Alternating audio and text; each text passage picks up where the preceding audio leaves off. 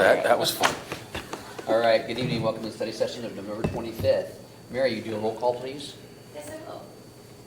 Councilmember Bush? Here. Councilmember Stearns? Here. Councilmember Gilmore? Here. Mayor Nisco? Here. Deputy Mayor Sherman? Here. Councilmember Sapp? Here. Councilmember Gutierrez? Here. Thank you, Mary. All right, tonight we have Police Chief Chris Kostad and City Manager Mark Ziegler here to share information with us about public safety grant and a public safety sales tax.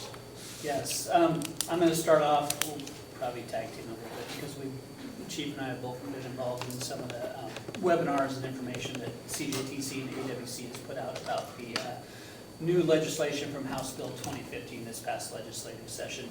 I wanted to start by getting this right. There we go. Just talking about public safety budget as we look across the city of Shelton and services. Just to give a kind of context, this is a follow-up from our September, I think 23rd study session when we were talking about budget.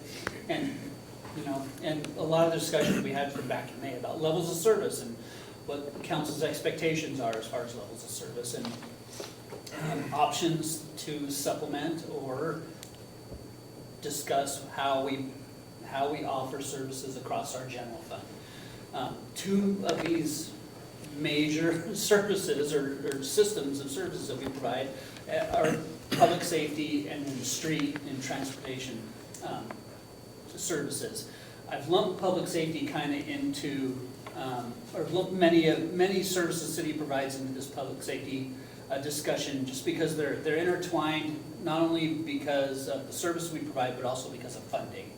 There's some connections with funding here, particularly the public safety sales tax that we have in place and the one that's available through 2015. So I just want to demonstrate kind of what public safety, as we've outlined in the general fund here over the last couple of years and what's going into the 26 budget, looks like at the general fund.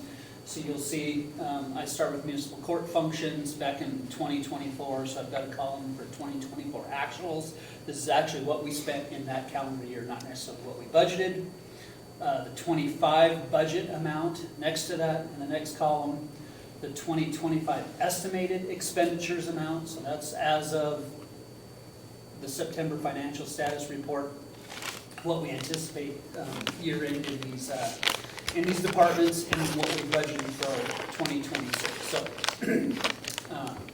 for the purposes of this discussion and the House Bill 2015, municipal court services, police services, detention corrections, legal fees including public defense and prosecution services, and then code enforcement services at the bottom, DCR and mobile integrated health programs would qualify under these services. Fire services wouldn't necessarily qualify under that, but there's a direct correlation to public safety and certainly the impact on our general fund, what fire services provide. So I'll just, unless you have any questions, I will skip over to the 2026 budget where all of these departments are totaled in the bottom at just over $10 million. The next column you'll see subtract DCR MIHP. I took that out because those are grant funded at this point. So 2026, we're secure that we have grant funding for those services, but they could be supported if the grant funding isn't there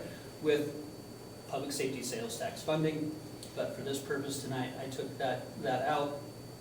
That leaves us at about $9.7 million, which from 2025 budget to 2026 budget is about a $405,000 increase for all these services across the board, minus the DCR and MAHP. So this just kind of gives you an idea of how our costs are escalating in certain places. I will say, you know, municipal court costs are escalating. We've got a greater level of service that we're providing there.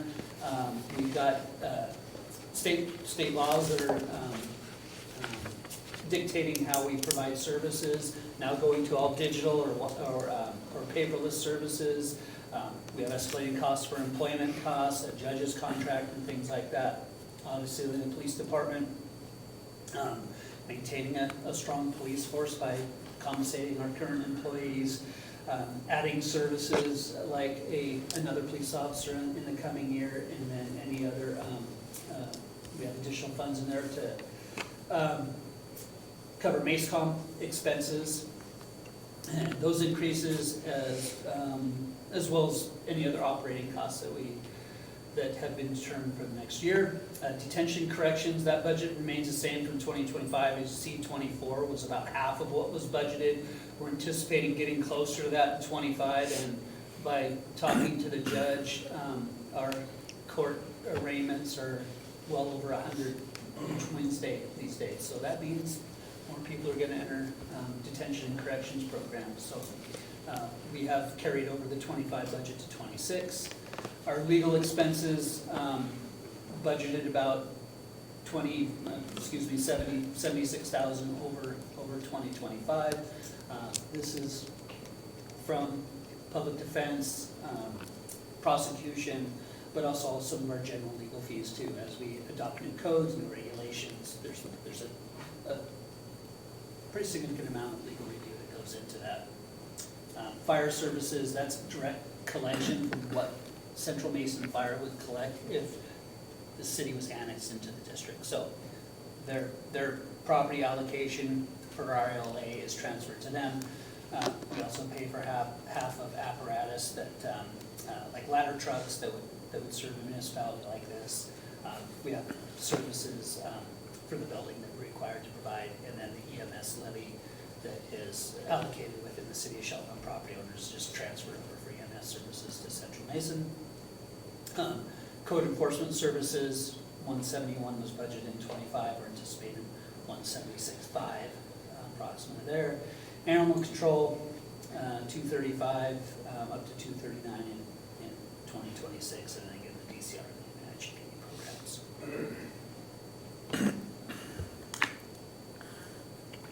On the legal, that's just gonna get higher and higher over the years because of the Supreme Court ruling. Yeah, our public defense costs are gonna increase, certainly, if we're able to provide public defense, frankly. Yeah. I don't wanna be glib about that, but Yeah. it's a reality that we're facing as other jurisdictions are addressing those public defense standards and case counts based on that point system.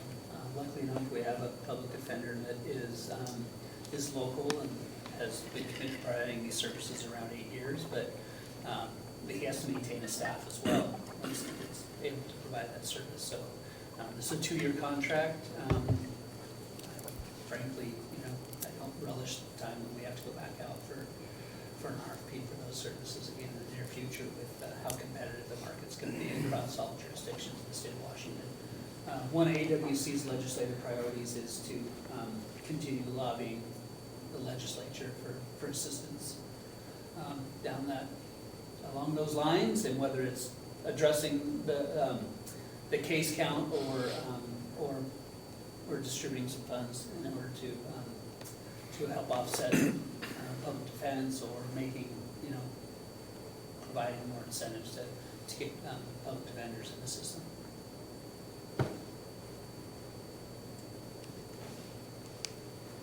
Turn on Chief here. Wanted to give you a snapshot of the department currently, our stats and our services that we are providing. Currently, we have 20 sworn positions. That's including the position that was just budgeted for 2026. 2 administrative level positions, 4 sergeants. One of those is assigned to the detectives division, so I have 3 in patrol. 1 is currently out on medical for an unknown period of time. 3 corporals. 1 is dedicated to detectives, 2 in patrol. And then we have 11 total detectives, patrol officers and 1 detective. 2 of those positions are vacant right now. We are anticipating filling 1 of those in the middle of next month. We're at the tail end of the hiring process with that one, and we are currently reviewing applications and talking to folks who may be interested in the vacancy that we achieved with the 2026 budget. So with our 20 sworn, The national average is 2.4 officers per 1,000. We're at about 1.86 with our 20. So, in the scheme, the whole national average, we would probably need about 6 more officers to get there. So, we'll have to see. That's going to happen anytime soon, but just want to throw that out there. General statistics for this year compared to last year, and this is obviously just current to this day. Well, actually, it's probably about a week ago, so these numbers are still a little bit elevated, but we're pretty much on par from 2024 to 2025. Still got about another month and week to go or so, so these numbers are climbing still a little bit. Any questions on any of these statistics? Why do you think felony arrests are down so much? And that's a good question, and that will be evaluated when we come to the end of year annual report. And we'll pull those statistics specifically and kind of see what happened there. You know, hard to say right now, but we Yeah. still have a month to go, so Right. it'll definitely raise a little bit. Because Yeah. I do see that that's a little bit under par from the last year. And we'll look at specific felony cases, correct? Change Absolutely. across from year to year. So Absolutely, To right. see what kind We'll of, compare apples to apples, and we'll see exactly what dropped, what may have contributed to those stats dropping. Current flock system is running very well. We haven't had any issues with it. We're getting lots of hits from it as well. As you can see, in a 30-day basis, we get about, right now, we were at about 112 for the last 30 days. And those hits mean that those vehicles are wanted for a number of reasons. You know, either they're stolen, the registered owner might have warrants for their arrest, or the vehicle's wanted in connection with the crime, or the person's that are the registered owners of the vehicle may be wanted for, you know, a crime. So that it can vary on what the hits are. So it doesn't mean that we take action on all of these, it's just what the system is logging, and there's a potential issue with this vehicle coming into the city. Case files thus far with the flock safety system is 51 since the implementation. You know, those, a whole variety of cases, you're talking stolen vehicles, stolen plates, warrants, and then thefts, and then when detectives have used it in the past, you know, since inception, we have been able to solve some very serious crimes against children and some burglary. So in those 3 or 4 instances, it's been invaluable. Oh, and then arrests. Yeah, we have approximately 10 arrests, I think, total out of 51 cases so far.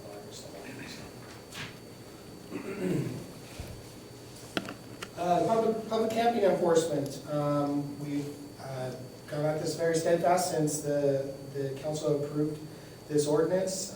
Since we started addressing the sites, we have issued 8 citations, 2 in custody arrest, and the 48-hour notices that is in our implementation to how to address these issues. We have approximately 40 of those noticed.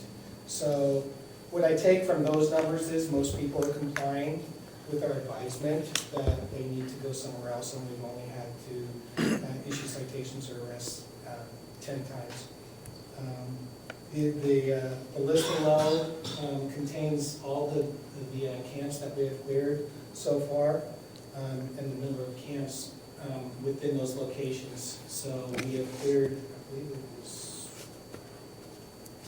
there's about 15 or so camps so far, and the last one we're working on right now is the Highway 3 in Capitol Hill, which is the major camp still within the city. So we're working with Public Works and trying to implement a game plan to get on that one. Can I ask a question? Yes, ma'am.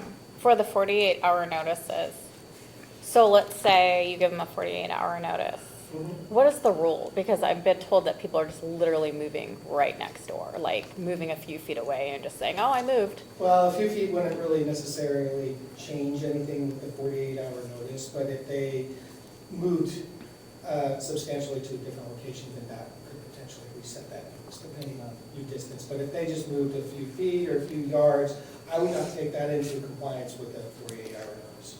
Okay. Why do we have to wait 48 hours? That, Yeah, that was an administrative policy. It gave us the opportunity to notice somebody so they could take their materials and supplies or garbage or whatever else with them. It gave us an opportunity to react to that too, because we're not able to react as quickly as we might be able to if we gave them a 2-hour notice or 6-hour notice or whatever that might be. It didn't allow them to comply. We would have many more citations, many more arrests, greater burden on the police department or public works department at the same time. You run into, particularly with personal possessions, we run into constitutional rights with search and seizure and personal possessions, so we give the individual the opportunity to take their possessions with them. Per the notice, anything left there at that point is considered garbage and we can dispose of it at that time. If they're there and that arrest is made, we have to take every belonging at that camp and go and store it for 60 days. Document it, store it, hold it, and allow them to pick that up within a 60-day notice as well. So it alleviates some of the work that we have to do at that time. How often does that happen? That you have to, people don't do it and that you have to move all that stuff? I mean, pretty often. because Yeah, we moved considerable amounts of property from the downtown area. We had to call Public Works, and they had to bring a flatbed trailer so we could load some of this property up. So it happens quite a bit that we have to store this property. I'm just curious, how many times do they actually come pick it up? We had an individual come pick some up just a couple days ago. Okay. Knocking on the front door saying, I want my property, and then we had to get Will out there, and then he came and retrieved the property, and he had to bring the truck over and bring the property to this individual. Would you say that's more common or less common? It's probably less common. Less. Mhm. Yeah. Okay. But it looks like about 75% of people, when you tell them they need to leave in 48 hours, you come back in 48 hours and they're gone. Yes, yeah. Typically, it's before 48 hours. Yes. Yeah. Thank you. And I just want to run through other things that are, they always run in the background with us, these are things that we are continuously doing. Not only it adds on to our workload and all the, other things we're trying to achieve, but one of the biggest things we're always doing throughout the year is training. We have state mandates, we have our policy mandates that fall within, our accreditation mandates. So for a state mandate, it's 24 hours a year. But with our accreditation mandates and how we set up these trainings, and any additional trainings that my officers or detectives or supervisors request, we typically, every individual officer, sergeant, or detective, they probably get at least 50 hours of training each year plus. Some reaching 100 depending on what kind of training they go to. So we typically double what the state mandate is.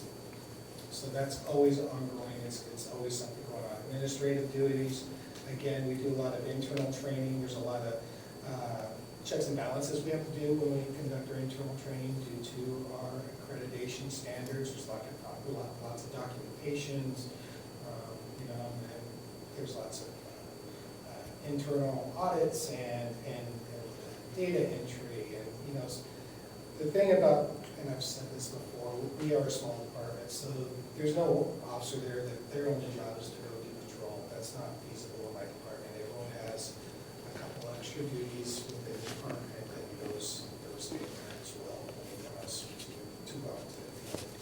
And community outreach programs, Citizens Academies is one of the big ones we just did. We just completed the Spanish Citizens Academy a week ago. It was held for 4 weeks. And it was a great success. Most of the classes, we had 40, 50 participants in excess, and we addressed issues that typically affect our Hispanic, Latino, Guatemalan community.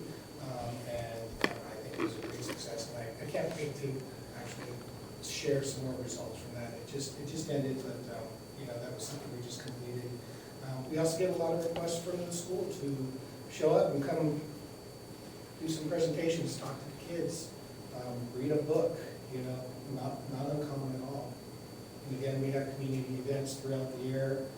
Big One Forest Festival, that lasts this weekend. We got the Christmas break coming, the Night of Lights, we got Shop at the Cock, Spectacular. So throughout the year, we always have events that we have to staff for, plan for, and make sure that we can try and make those events as safe as possible. Traffic enforcement, get lots of requests for traffic enforcement. They come, a lot of them come through me. I get the phone calls, I get the emails from the community saying, hey, I've got a problem on your neighborhood and nothing's being, or in my neighborhood and nothing's being done about it. I call, they show up, there's nothing, they don't do anything, so then, those are extra things I gotta put out to my personnel saying, hey, keep an eye on this, go do a few little extra rounds around there, see what we can see. Again, and that's the same thing with extra patrols. People go out of town, they go on vacation, they're having a recurring problem with something. They request us to come by the house every so often. And it's not that we can really facilitate all this all the time. It's not that we can do it, but I just wanted to show you how this is all coming in at us and how many requests for services we are getting. And again, the last one on my list is, and this is not all inclusive, I'm sure there's more, but these are the main ones that struck me: parking enforcement. Quite recently, typically, usually at the beginning of the year, we have lots of parking issues over at Shelf High School, and they're requesting parking enforcement. So we're trying to help them out, but we would only help them out where it was a public safety issue. We couldn't help them out with just general parking enforcement. We don't do that anywhere else in the city. We don't have resources or people that have facility at the time, but we did address a few issues when it comes to public safety issues. Any questions?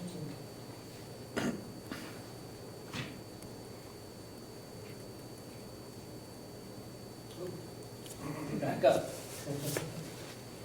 So as I mentioned, House Bill 2015 established two opportunities to fund public safety services. There's a grant, which is a 3-year, $100 million total grant program across the state for hiring, retaining, training new police officers, not laterals. These are entry-level police officers and potentially co-responders.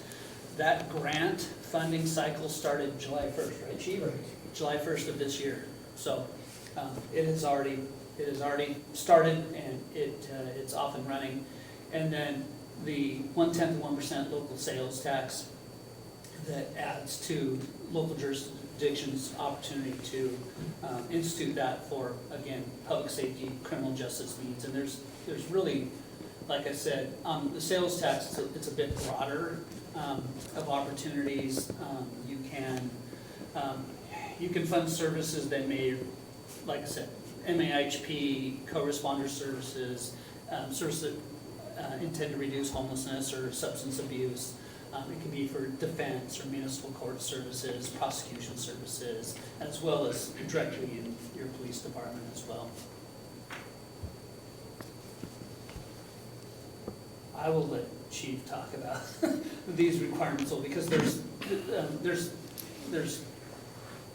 requirements attached to both of these that has made it, I think, difficult to achieve what the state has placed on these grants and the sales tax, particularly the grant. There's not been one issued yet to a jurisdiction in the state of Washington. There's been 20 applications submitted to CJTC. I went to the WASPA conference a few instances, and I was able to go to a seminar regarding this and talk to a few other agency leaders and discuss this grant option. And from what I know at this time, there's been 20 applications submitted to CJTC. 13 of them have been denied. 7 are still in process. So CJT says it's not an end all if you get denied. You just got to keep working through the process and trying to get approved. And the significant hiccups with this grant right now that are having an impact on agencies be approved are policy requirements from the AG office, model policies for keeping Washington Working Act, and the AG use of force model policy. And then the second huge caveat is training mandates that are not state mandated, but now they're going to be mandated on us as an agency to complete to be available to get this grant or this tax.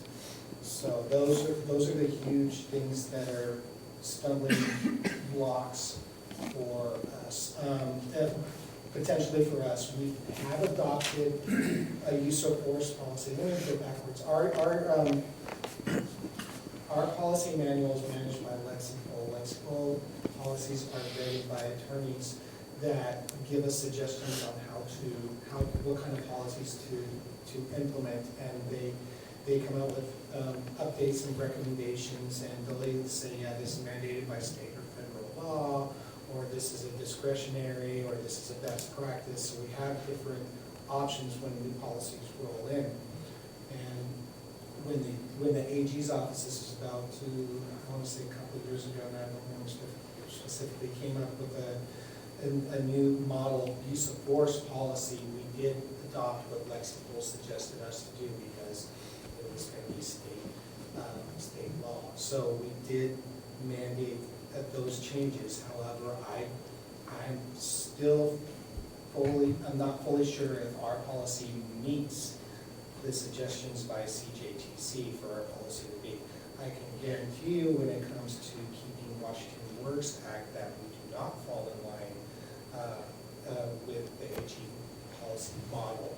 We have two policies regarding KWW, and they are consistent with the values that AG is putting out there and what they're trying to accomplish. But from what I understand, what CJTC wants to see is they want to see almost a word-for-word verbatim adoption of the AG model policies, which so far for KWW has not been vetted by Lexipol and their attorneys, and it's not suggested that we adopt. So we're running into, what do we do, and do we let other people dictate control of our policy? Right.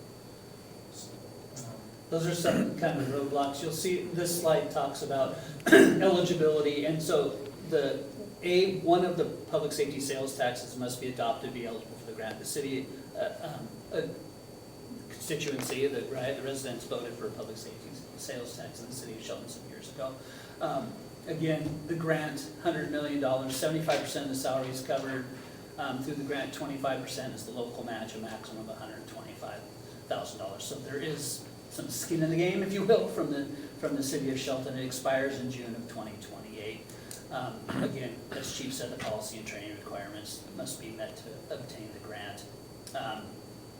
The sales tax, you must qualify for the grant in order to levy the sales tax. So as Chief just said, there's some training requirements and some policy requirements, again, that are necessary for the sales tax. It's councilmatic through June of 2028. It's 1/10 of 1%. It is permanent. And then, like I said, the broad use of public safety. So municipal court services, legal defense, prosecution, co-responder programs, those types of things, as well as police department. It's stackable on top of the existing public safety sales tax that we have, and that you don't have to apply for that grant to make this, to be eligible for the public safety sales tax, but again, you have to meet those requirements in order to adopt the sales tax. Clear as mud, right?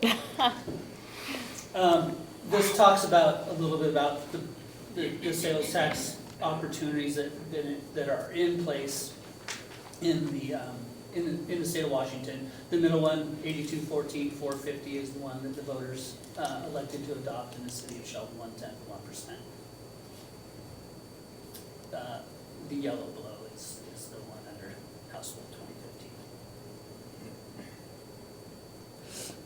And that's the existing under 8214-450, that's the only public safety sales tax that's available to cities. If the county adopted that at any point, there is a county share, as you'll see there, right now, city imposed revenue share with the county, 85% to the city, 15% to the county.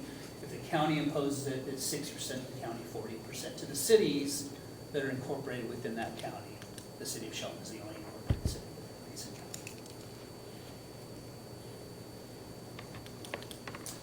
Here's some of those broad uses: domestic violence services, public defenders, diversion programs, reentry work for inmates, again, reducing homelessness or improving behavioral health, community placements for juvenile offenders, and the outreach and co-responder mental health crisis programs as well. With the public safety sales tax, if you'll remember with the Transportation Benefit District, there's a certain timeline you have to meet with an election and notification to Department of Revenue. So Department of Revenue needs 75 days notice prior to the collection after that action is taken either by the vote or by the council. But they will only start levying that sales tax on April 1, July 1, or January 1. So again, if it's April 1, then DR needs to be notified by January 16th. If it's July 1, they're notified by April 17th, or January 1st to 27th, they're notified by October 16th of 2026.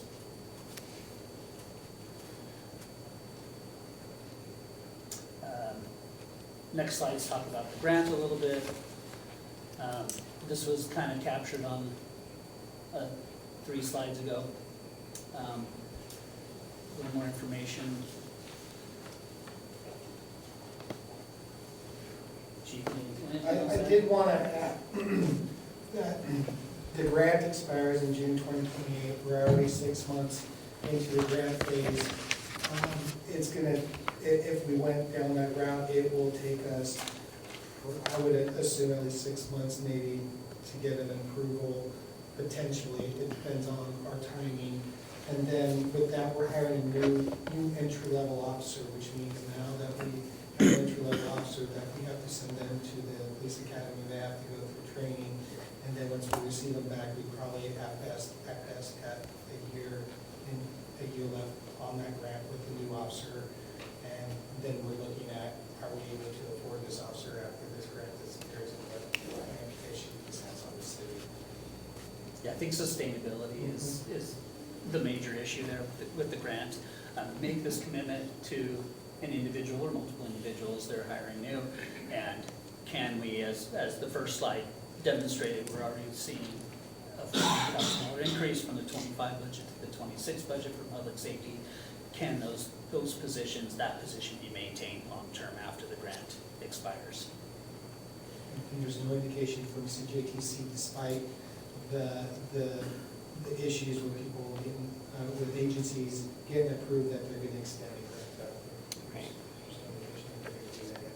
I mean, can we even meet the requirements for the grant? I mean, Not right now, though. so is it mute, or are we trying to figure out if we can meet it? Well, we're just providing you all the information you can. Well, I mean, we can't meet all of the requirements for the sales tax either at this point, right? Right. Yeah, so they both have to be met. And this talks a little bit more about the training policies, CJTC trainings, use of force policies, use of force database. What are the hurdles? I mean, it sounds Please. like there's a policy that Lexipol just hasn't vetted yet. There- Is there more than that? Is there what? Are there other main areas, or is The there? policies are a major hurdle that agencies are having. The other is the training mandates. You know, you have about 5 or 6 of the training mandates I located within the application process. We are only doing 2. That's our annual CIT training and the Law Enforcement and Community Safety Act training. We are on par for that, but with this HB 2015, it's sexual assault and gender-based violence training that every single one of my officers have to go to. This is not a state mandated one, but now they have to go to that, and my detectives have to go to that as well. One issue with that is the ones that my detectives go to is a little bit more of a robust class, and the next opening for them is March. And I'm assuming these are not free? Same I have not seen a cost associated with that particular course yet. I have not, and usually it's displayed, I did not see one there. Well, they're not here and they're CJTC there. usually charges. They usually charge, They yeah. do usually charge for participation, sometimes depending on the class, we will not charge for it, it just kind of depends on that specific training. So I cannot say for certain that there is a charge for that or not. And then there's annual KWW training for every officer and UNT visa trainings, which literally they have nothing to do with, that all comes out of the admin part. So there's also one more issue and an issue that we may not ever, we won't be able to fix on our end, and that's gonna be something CJTC is gonna handle, is in our KWW policy in regards to consular notification. If they're in custody within 72 hours, the agency that's holding them has to notify the consular that we have them. We don't hold anyone for 72 hours. Nisqually or Mason County Jail hold them. So that's up to them to put that in our policy, but yeah, we cannot enforce, what we need them to have in their policy. That's up to them, and if they're in non-compliance with that, then CJTC would probably not approve us. And there is I think there's a legal challenge coming down with this one, but that one literally, our hands are tied. We can impose the policy Exactly right. on the detention facilities that we're contracted with, so it's up to them, and certainly with Nisqually being operated by the Nisqually tribe. It's like a target there's no way you can ever reach. And that was kind of mentioned, and it seems like it's just, it's unattainable. We'll give this to you, but you can't actually get it. Questions, so the sales tax is council-matic through 2028, but then the third bullet point says it's permanent, so, There's the window to adopt it through Okay. 28, but it remains So there would- permanent once adoption. so there would be funding permanently because we have the 0.1% tax. Okay, so I just wanted to clear that up. Correct, sorry about that. So there would be funding available if we wanted to use it that way. But if we wanted to divert it for a DCR or something else, then we have to find more money in the general fund. But the general fund will be bolstered by the 0.1% sales tax permanently. So therefore, so that's why it's Yeah, sustainable. for eligible public safety purposes, as we talked about before, certainly, all these public safety programs are funded by the general fund. So if it's a service that we're providing now, it could be a street service, right? That's being funded now or not being funded now, and this additional revenue is bound to provide for public safety. Those funds could be shifted to a street service or something else, DCR, co-responder programs, whatever that might be, by electing, because we have to report on these funds and what they're collected and what they're spent on. So we have to justify and communicate how these funds are being spent for public safety as they're intended for in the House bill. We're expecting hundreds of more units in the city to be built, so a greater population. So if we did not increase our number of officers on the force, then our ratio of officers to citizens would get larger or smaller, so, but it sounds like we should wait for a better opportunity. Because of all the hurdles we have to jump over and hoops we have to jump through. I don't know. I agree, we can't meet the requirements, then we can't meet the requirements, unless you're saying that we can at some point, but. We can endeavor to meet the requirements. I think we would need some more direction from council if that's certainly something you want to address. I think right now is whether the grant would be appropriate or whether the sales tax would be appropriate for us to do a little more research on, refine, work with CJTC, because there's still some work going on over there, right? And refine how these training programs could be implemented in time to be eligible for these grants. Is there a grace period at all to to meet those, you have to have all of your training current in order to You don't have, qualify. from what I understand, you don't have to have the training current, you just have to have a plan and an agreement in with CJTC to meet those requirements. Well, I mean, I'm going off of, he's a professional, and listening to him talk, it doesn't sound like he's too excited about this either, unless I'm reading it wrong. I mean, I want to give you whatever you need, and if you say that I can do this, then hey, then I'm all for it. Let's shoot for it. But if you're saying, I don't know, this is kind of weird, and When I see 13 agencies being declined right off the Right. bat, Mhm. that tends to Red cause flag. concern for me, that, you know, how hard is this target to hit? correct. You know? And these are big agencies that are accredited and that have same policies as us, and they're having difficulty. So that concerns me. I'm not saying at all that we couldn't get approved of this, but I think it's gonna take some time. It's working council. How much staff time would it take to put together a grant proposal? It's not, for the application, from what I understand from other agencies, it's probably taken some staff, full-time, 1 or 2 staff, almost a month to put together. So And that it's- doesn't it's count all the almost like training. a miniature accreditation process through CJTC is what it is. I don't feel like anything that we've talked about makes it worth that for the grant. Because we're talking about one officer, because I imagine if you're a Seattle, maybe you're putting something through where you're asking for a lot of money, if they can. But for us, I don't know that that's worth it, but it does seem like it might be not the best to lose the window to increase the tax when we're talking about, and I know taxes are always a hard feeling, but when we're talking about police, you guys are a robust bargaining unit because there's other places police can go, and public defense, another robust bargaining unit that we contract out, and prosecutors, another robust bargaining unit, and this can be used on all those things, and we have, about 24 months or 30 months from now to implement that if we could see if it's feasible, because it really is, it's the people that serve the city that have the most options to not serve the city, so losing funding for those services that we need would be bad. Unless, and to echo the mayor, like, you're the professional, if it's something you're uncomfortable with, I'm not telling you how to run your agency. But the goal would be, if we can get funding to make sure we have it, we have public defenders and we can enforce our laws, and we have police officers in the streets, I think that's something we'd all like. And the two are tied together. No, they're mutually exclusive. Oh, they are. They just have the same requirements to be eligible. But you have to have, sorry, I shouldn't say that. You have to have a sales tax approved already in your local jurisdiction to apply for the grant. We have that in place already, outside of the House Bill 2015 sales tax. Sorry, that wasn't clear before. So I apologize. It was approved by voters I remember that. sometime ago already.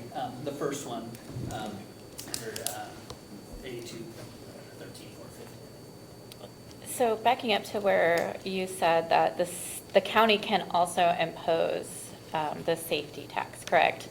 If we did it ahead of time, and I know everybody says, well, then we have control, but if we did it ahead of time and then they do it, is it double dipping?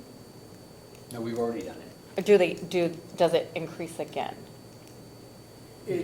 Countywide, yes, Right. if the county imposes a public safety sales So tax, it's on top of? then it would be countywide. If the city imposes a sales tax, it's imposed just in the same limits. It goes to 3/10, from 1/10 of 1% to 3/10 of 1%, right? So, And then we go I'll 60. go back to here. So 8214, 450 Yeah. is the public safety sales tax that was 10, 12 years ago through legislation.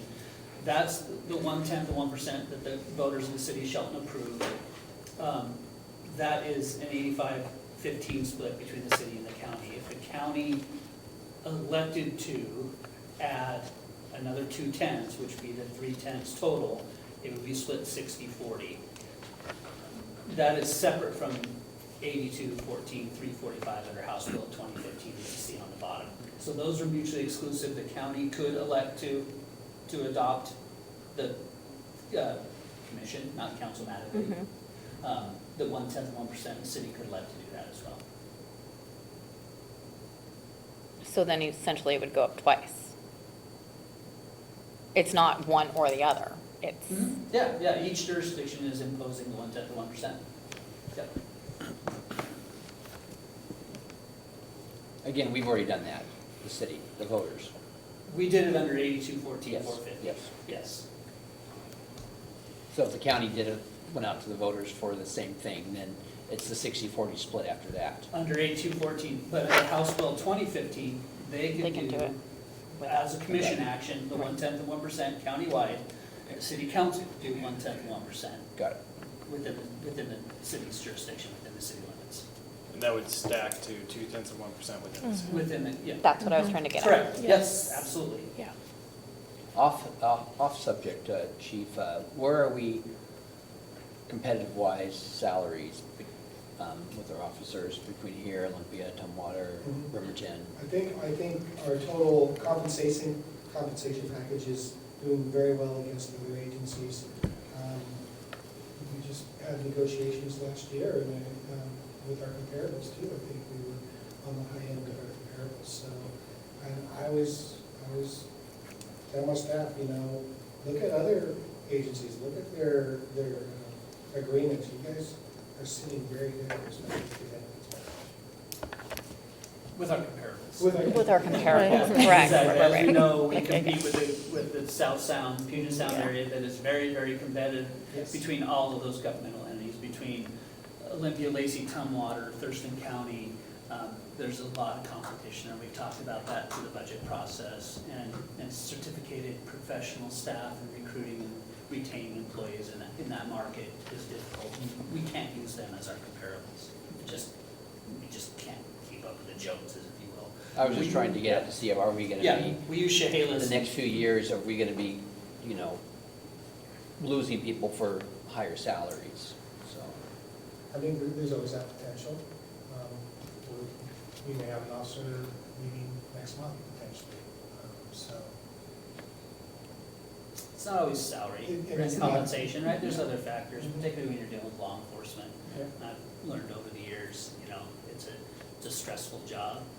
It's a job that's tough to balance a work-life, working work-life appropriately. And if somebody is living out of this community, because sometimes it's hard to live in the community that you work and police in. And so if you're living outside the community and you have a young family or anything else that comes up, you're making some other decisions based on your personal life at the same time. And I think that Chief Cosette and Captain Patton have done a great job in building a team down there that works very well together and meets a lot of needs outside of just compensation, because that's really important at the same time, right?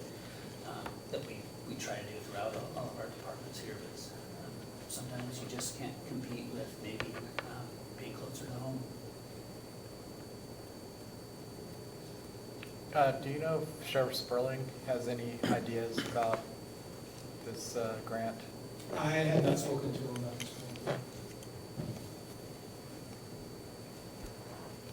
Do you think the county commissioners are looking at this grant or have rejected it, or? I haven't heard of it. I have not heard of any public discussion. I'm trying to think, last time we had a discussion with Commissioner Trask and Administrator Adams, I think it was discussed briefly and it wasn't on their agenda in the future. Okay, and I thank think you. the last time that was discussed was Casey Salisbury, the sheriff.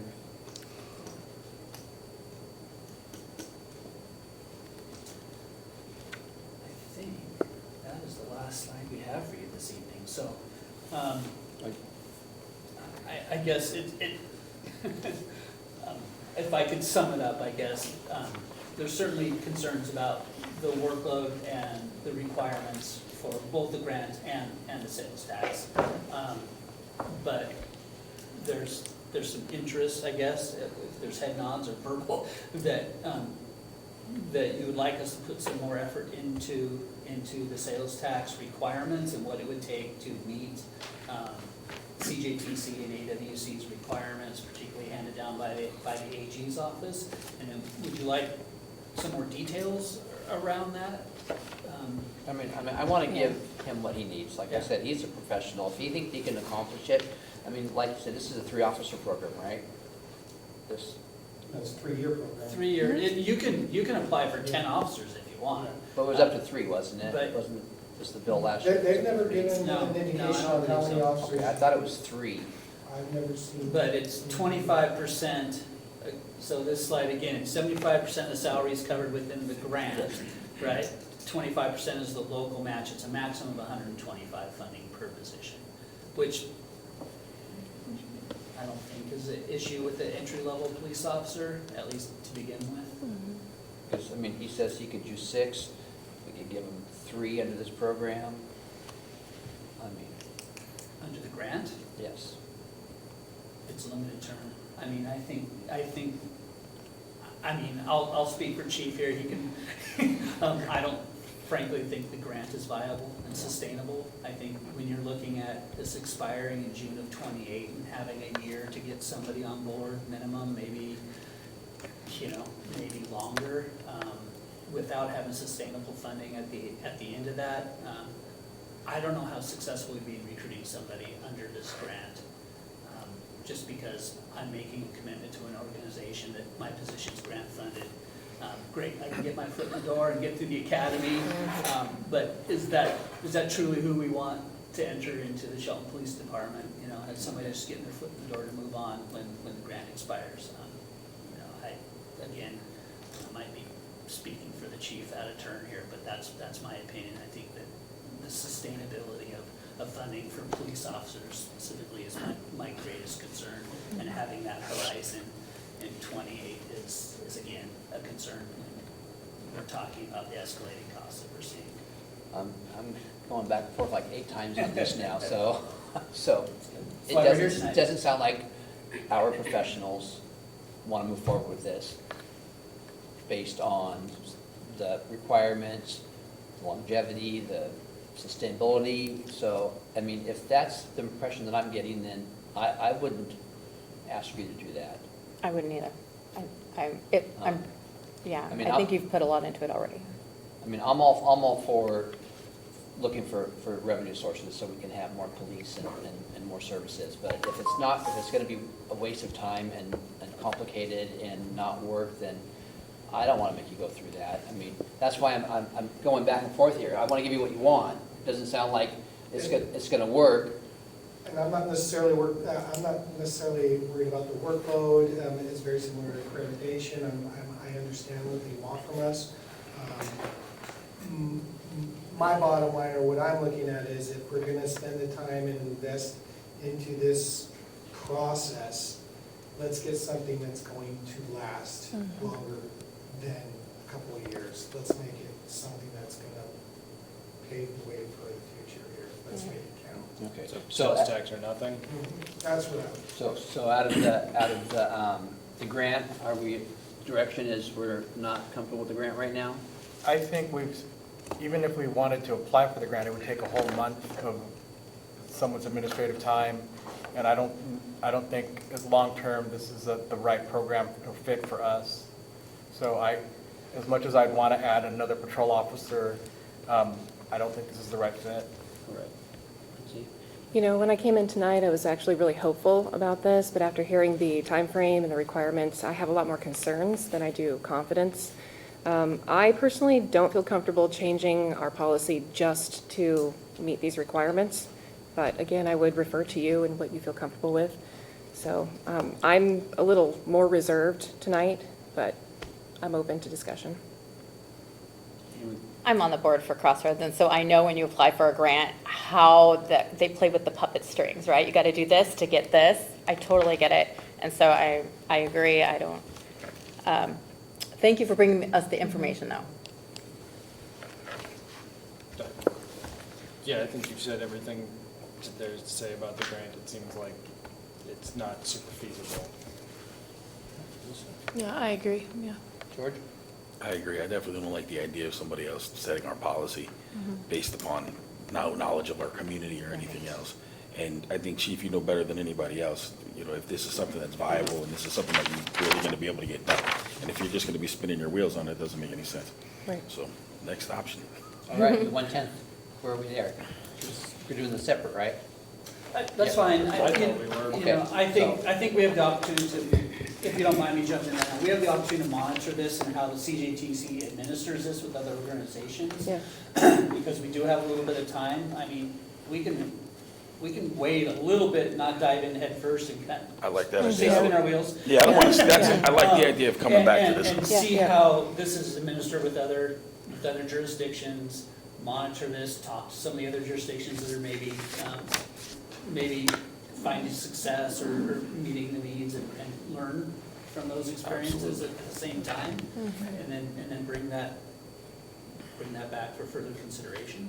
Sounds good. Yes, please. All right, Yeah, here we go. if it could work down the I work. guess I can't talk about a timeline at this point, apologize. Yeah, I have no problem reaching out to my other agencies and their partners out there and seeing how their processes are going and taking notes and I just bringing it back. like that since the tax window sunsets, so I'd like us to have deliberately chosen one way or the other at the end, so that's. They might not distribute all that money in the $100 million fund, so there might be another opportunity in the future, but I'm not gonna bank on that. But what I'm saying is this, if only 20 jurisdictions applied for this, how many jurisdictions are eligible? It seems like everyone's seeing that this is onerous to take on. And not only that, 13 of the 20 were rejected. So it just seems like the program, although funded, they might not even get to distribute all that money out there. So it might be better to wait and see if there's a different opportunity. Interesting how that works, I just heard the word sweep. And it brings me back to the alternative response team grant that we were successful with. And, they didn't notify us that we received the funds until late September, right, received the grant. It was effective July 1 of this year. They notified us in September. So you lose that ability to provide those services, right? And North Mason Regional Fire Authority, who, we approved an ILA with, is out hiring that peer support specialist now. So they couldn't start that until we were notified of the award, and then we could come to you for legislative action. And now they can hire, so that grant is good through June 30th of next year. We're really lucky to get 6 months of service from that grant. They will have another grant window available, but that doesn't mean it's the funds that were unexpended. Those most likely will be swept into another program or someplace else, unfortunately. So, yeah, at this point, it's hard to say. Long answer to a short question. It's hard to say what happens. It'd be great if, those dedicated funds were carried over and put into public safety for our jurisdictions. Maybe it's public defense to offset the cost there, or something to that extent, but there's no guarantees what's gonna happen when they enter into the session. It's almost like they didn't want us to apply for this so they could sweep it. I mean, anyway. Well, sorry, Chief, I really was excited about this last year when it passed in the House and Senate, and I thought it was gonna be something, I swear it was up to for 3 officers, so the minimum, but maybe they changed it at the end. But yeah, I was hoping that we could get 3 officers, and then by the time that those officers were all in 3 years, we might have 3 retirements, and then we just had 3 officers for free, almost for free, for 3 years, but. Yeah, watching the webinars and participating in those webinars, CJTC put on now 2 or 3 of them, and Chief's involvement in local organizations and professional affiliations, it's really, we're really hearing those frustrations from other jurisdictions and working through this bill, and some of these jurisdictions are putting a heck of a lot of time and effort into it. And we're hearing where those gaps are missing right now. So we're not the only ones that are seeing this, and hopefully we can learn from some of the work that's going on out there across the state. Well, thank you for the info. Yep. Yes. Thank you. Yeah. All right. Thank you. Thank you. Public Works Director Jay Harris is going to give us some information about the Transportation Benefit District sales tax.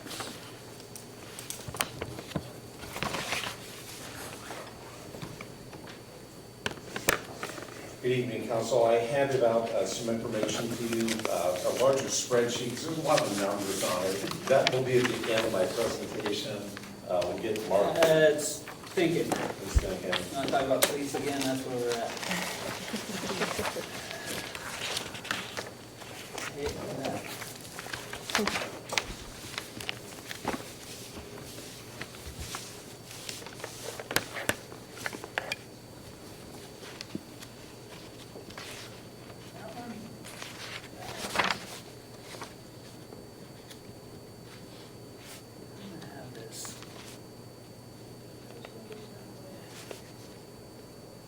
5 years or so, I'll have this down.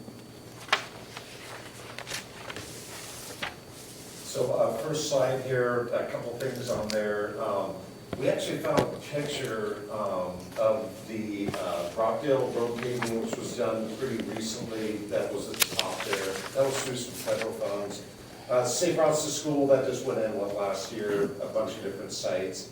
And then the downtown connector paving with the new roundabout and all that. And I don't know who found, Mary must have found that. That's a great Yeah. picture. Drone shot. A drone shot or something. Next slide, please. So I'm going to just recycle through a bunch of information out of prior discussions and everything. So just to talk a little more about what the street fund does, pavement condition index. I heard you, it's just, hey, There's the next slide right there. So we got a lot of center line miles. So that isn't lane miles, that's just down the center of the road. But, 38.5, that's a lot of roadway to maintain. Then the roads are classified by arterials, collectors, local streets, and then alleys. And then it says 2016, we've done over 10 miles of roadway improvements, which is a lot. Using the Transportation Benefit District funds, and then general fund contributions, since 2016, and then also garnering grants. So we're using TBD and, getting 10 cents, we put in 10 cents and get 90 cents on projects from different agencies.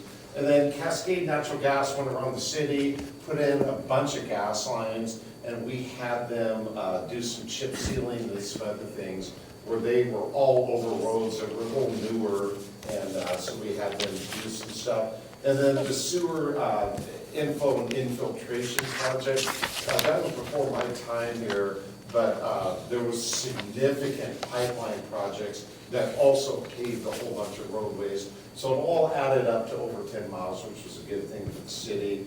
And then you can see down below there, to the right there, the map of all the different projects. So we've sort of bounced around the city a lot, which is good for the community, right? We're just not working downtown or up in the Angle side or Mountain View zones. We're sort of around the city. And next slide, please. That's good. A delay is good. yeah. Gives us lots of time. This is staying home right now, basically.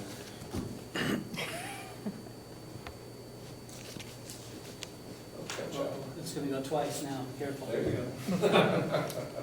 So FTEs and public works, so we have 47.65 FTEs total, and so you can see how they're broken out.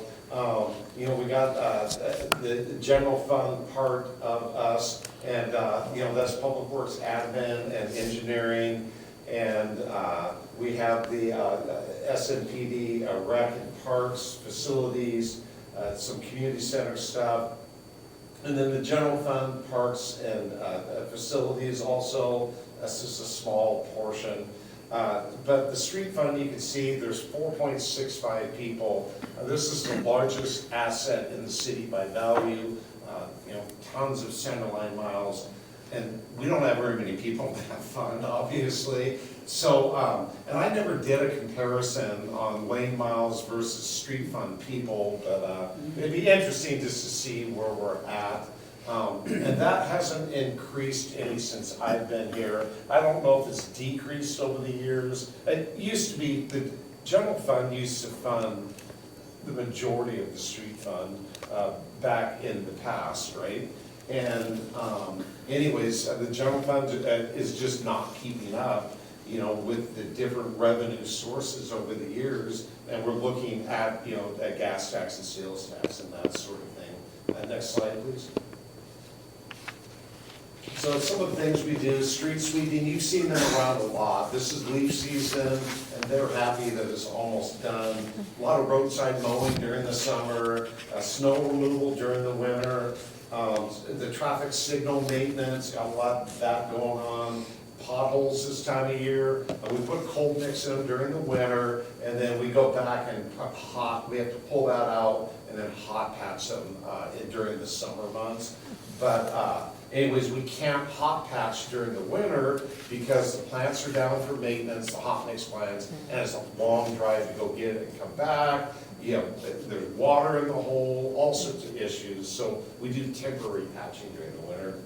Sidewalk grinding, we have a grinding machine, crosswalk painting downtown. We have a Vector truck that does a bunch of different street things for us. We have the brand new patch truck, Patch Squatch.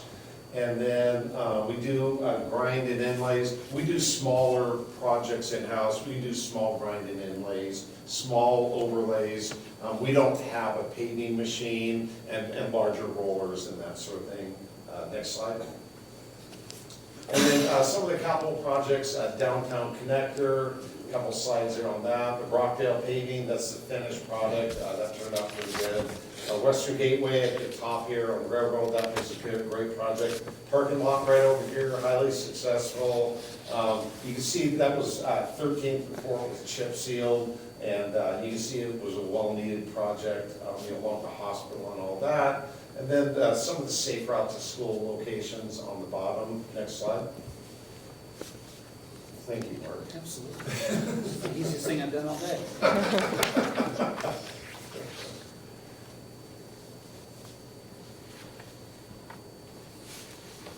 They went. Was that it? Yeah. Oh, there we go. I wasn't even watching. Now you're the delay. Wondering. So we got a few more here. Olympic Highway North, that's our upcoming project. Because of funding and making the money real and stuff, it's likely we're not going to make it summer of 2026. It's going to be the spring of 2027. You can see Turner was really bad off. That was during your time, and you don't want to roll, hopefully get to that. That doesn't narrow it down. There were dirt roads here. Yeah, there you go. So we got that paved. Front Street worked out real good for us. That was with the county. Lake Boulevard was another one that needed a lot of work out before my time here. And then, anyways, those are some of the Olympic Highway North at I Street. Those are some of the systemic pedestrian improvement projects, i.e. safety projects. And then also the Olympic Highway South, a mid-block crossing at Shelton Elfagers there. And then that's upcoming. And then Railroad Avenue, we're looking between 1st and 8th, some various improvements. Most of it is at 3rd Street, another pedestrian crossing. Next slide, and then I'll pay attention this time. So these are some of our matching dollars at work. So Turner Avenue, and I wish I could get a project done for $270,000 again. We had a 10% match on that. Those are good numbers. Prices for asphalt, paving companies, all that have gone up, way up. So the downtown connector, that was a huge project, $3.3 million. That's great pricing. You look at all the sidewalks they did and all the paving they did and medians and all that. So the required city match on those were 10%. Western Gateway was also 10%. TIB is a great funding source. That's where we do the 10 cents and we get 90 cents. We are responsible for cost overruns on those projects through TIB. So when they take longer, they cost more later, a lot of times we have to pick that part out. And so when the end project is done, sometimes we pay 15 or 20 cents, but it's still the 80-20, I'll take that 8 days a week for these large projects. So you can see the Safe Routes to School, Brockdale, the matching there. And then right now, through TIB again, is a 10% funding match. Next slide. And that's for Olympic Highway. Ask you a question about the project Olympic Highway going to 27. Are we not concerned that the state will sweep those monies like they did the last one for the roundabouts? Not the funding through the Transportation Board, Improvement Board, that typically isn't swept. Yeah. We haven't had a problem with that. And we're Yeah, we're talking, matter of fact, I have a meeting tomorrow at 10. Okay. I won't be at our other meeting, that's okay. Anyways, but I'm gonna be talking to them at 10 tomorrow about the bike lanes and the side of the road. That's a discussion I had with them. With you guys, I need to have with them and make sure our funding partners are up to speed on that. So pavement condition index, well, this is a little old news, but 2020, we had a pavement condition index of 69. And you can see the different color coding in 2020 and how, obviously, we don't want the lower numbers, which were the dark, the red. And then that little graphic on the upper right is pretty interesting. So you can see that 75% of the life of pavement is sort of done at 10 years. It needs some sort of treatment. That could be a chip seal, that could be a slurry seal, that could be an overlay, that could be a grinding inlay. You definitely want to crack seal it all the time. So we're constantly out there working on these streets. There's a lot of roads that haven't been touched, especially local roads, in 30 years. We just got done with that, with the project we did this year, up in the Mountain View neighborhood. That we did a whole bunch of roads that had no overlays since they were originally installed 35 years ago. So they're great projects, and I'll get to, in a minute, sort of our project prioritization and go back through that again so you guys nod and agree, or we can change that also. But how do we prioritize our money, which is really important. Next slide, please. So 2024, that was a recent survey that we did. We jumped up to a 72 in 4 years, which was good. One thing, the 2020 study was a little iffy. We weren't quite sure, were we really at that, or maybe a little higher, but we have made a difference here. And you can see, that 62% of our pavement is in very good or good condition. So we're doing good there. The very poor pavement costs us a lot of money to go fix. So unfortunately, that's where we get a lot of complaints and stuff. But for us, we need to go maintain and keep the pavement maintained that's in fair condition and get it back up to good than doing full dig outs on the very poor, because it costs 4 times as much money. While you're doing that, your fair pavements go to poor, and you start getting into a real vicious cycle because of that 10 to 15-year window of when you really need to be out there. So we need to keep our good pavements good. Next slide, please. So you guys had consensus in 2024 that you really wanted to try to maintain that 72. Don't let the rope slip, right? And so obviously we need to continue looking at funding to try to keep projects out there. And a lot of it is grant funding. So we need about $2 million a year to happen, okay? And so you do a big project like Olympic Highway North, though, that's almost a $4 million project. When that's done, and that's a lot of grant-driven, using our funds, matching, all that. So anyways, it's achievable, but only through grant funding.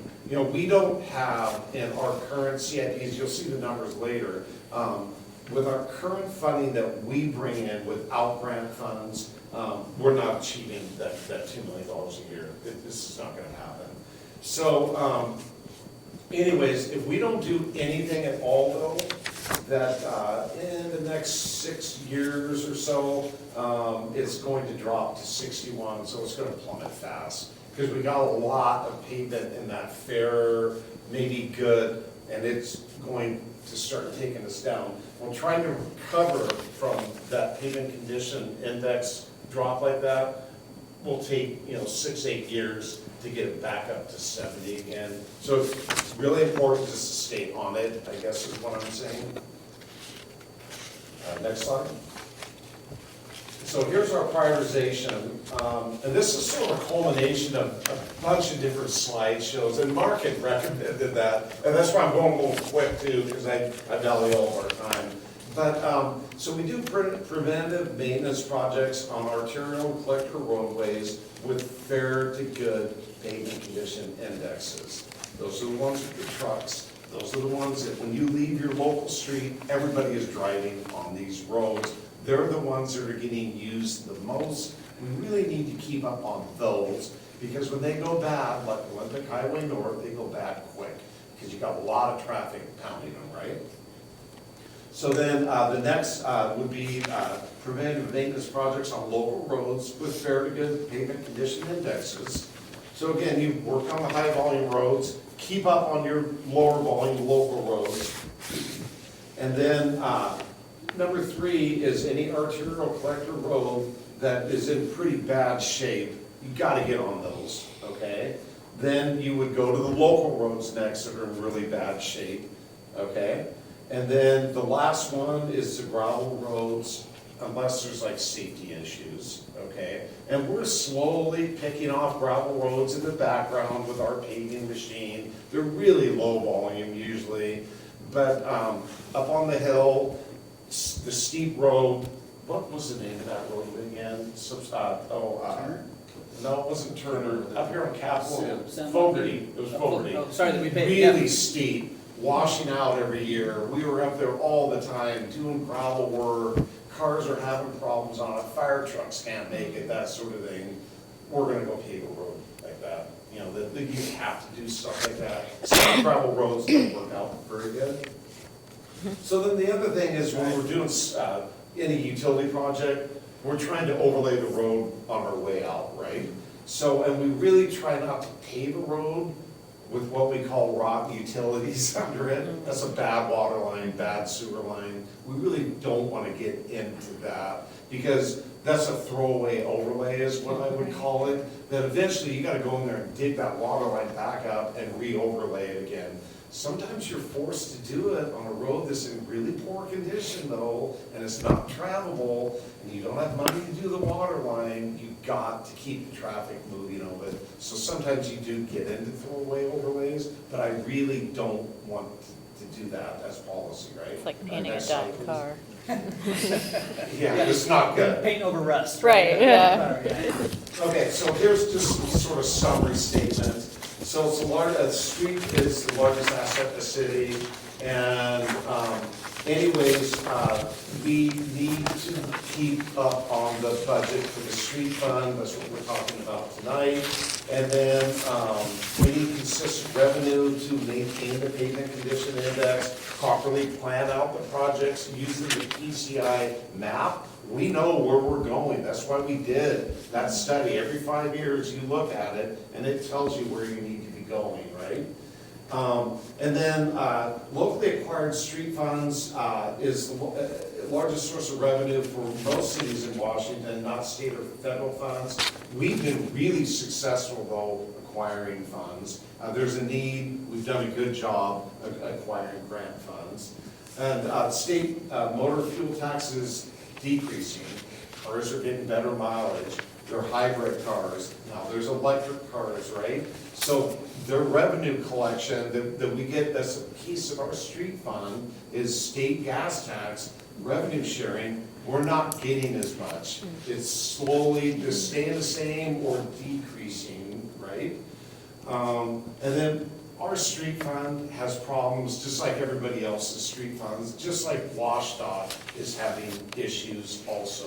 So it's a statewide issue, funding roadway improvements and police and that sort of thing. So it's very common. Other agencies are having the same issue. So fair to poor, 40% of our pavement, and then we want to try to do maintenance sooner than later. You get into what we call full dig outs. And what that is when the road is really destroyed, like Turner, they had to pick everything up. That's the asphalt, the base rock, put down new base rock and new asphalt. You gotta haul all that off. It costs you a ton of money rather than just overlaying the top surface. Don't wait too long is what that comment is. And then, so we spend less money on I'm on number 8, with preventive maintenance measures for the fair to good pavement surfaces to eliminate full reconstruction projects. And then we want to plan a proactive maintenance projects, and we want to reduce reactive labor and materials, except for, especially like the wintertime potholes. In a perfect world, when I was with 12 and 10, we didn't repair one pothole one winter, none. Their PCI was in the upper 80s, and they happened to have no pothole call outs, and it just shocked all this. Their PCI was so high The street crews were off doing signs and a bunch of other things all winter long. They weren't out potholing, okay? We're never going to be there, okay, that I can see, unless we can get off the ground and start levitating around somewhere or another, right? Get off the streets. So, then just improved and well-maintained streets, increase our livability, decrease automobile maintenance costs. Those potholes and stuff, you know, they affect your car over time, your shocks, your tires, your wheels, your brakes, all that. Good streets improve property values, business activity for the entire community. Next slide. Okay, here I it want to go to is. the hard copy here. Yeah, jump to the Yeah. hard copy, that's too hard to read. Great. I can read it. You can read it. Yeah, I've got a cheater here. So the very first section is revenue estimates, and O&M is operations and maintenance, okay? We gotta have the people, we have to have the vehicles, we have to have supplies, we have to do all of that. So you'll see that we have the DVD sales tax, we get a little bit of right-of-way permits, that's through engineering. We do have multimodal gas tax and just state gas tax. Revenue sharing is not going up much. We have some miscellaneous charges in the street fund that we collect. Street sweeping is required by our stormwater program because we're a phase 2 city. So the stormwater fund is sending money to the street fund to do the street sweeping, which it is a good move. Get a little bit of interest. Interest is declining because our balance is going way down. And its interest rates are going down a bit. And Little bit. it's going down too. Revenue is down. Yeah. There's transfers in, and the transfers in is, used to be TBD fund balance, but that balance is spent now. And so the 275 that I show on this spreadsheet is for REIT 1, 2, to help with sidewalk projects, the street projects, and that sort of thing.